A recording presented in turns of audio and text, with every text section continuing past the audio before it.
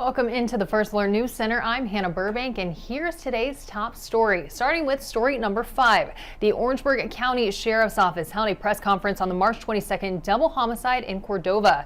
Sheriff Leroy Ravenel identified the man they arrested as Richard Haynes. Now, Haynes was initially charged with obstruction of justice, but has now been charged with 2 counts of murder, 1 count of first-degree burglary, and 1 count of stalking. Now to our 4th story. 2 people arrested in connection with the attempted armed robbery of a mail carrier in Camden. The Kershaw County Sheriff's Office said Daquan Wilson and a 17-year-old were arrested and charged in connection with the incident. A USPS letter carrier said he was working his normal mail delivery route when a red Dodge Charger stopped in front of his vehicle. Wilson was wearing a mask when he got out of the car and pointed a gun at the mail carrier, demanding he give him an arrow key, which is also known as a master key. Now, the carrier told Wilson he did not have the arrow key. Wilson and the teenager got back in their car and drove away. Thankfully, no one was injured, but Wilson and the teenager were charged with attempted armed robbery, possession of a stolen firearm, criminal conspiracy, and financial transaction card theft. KCSO said more charges may be filed. Our 3rd top story. A homeowner and her father are unhappy about a buildings company's response to a new home's flaws in the Lowcountry. Tom Erickson's daughter bought one of the first homes in the Cypress Reserve subdivision built by the Linner Corporation. Now, Erickson said he noticed flaws with the nails and sheathing of his daughter's house when he visited and contacted the company immediately.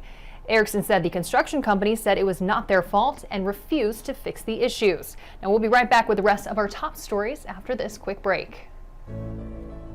One story that I will never forget covering is Jessica's journey. It was in January of 2022 at this intersection when 18-year-old Jessica Culp was critically injured in an accident that nearly took her life. It wasn't clear if she'd ever walk again, but really through determination and sheer will, she was walking again. We were there when she crossed the stage of graduation. It is something I will never forget. WIS 10, connection happens here.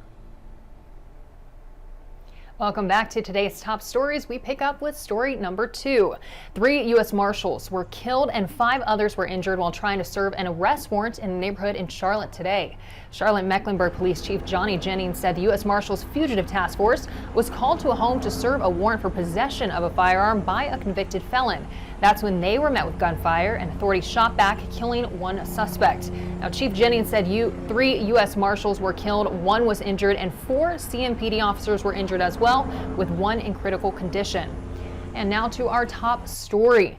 A 16-year-old boy that was armed with a stolen handgun was shot multiple times by a Richland County canine officer after a chase involving a stolen truck. According to RCSD, the shooting happened in the Carriage Oaks subdivision in Northeast Columbia on Sunday after the 16-year-old started running away.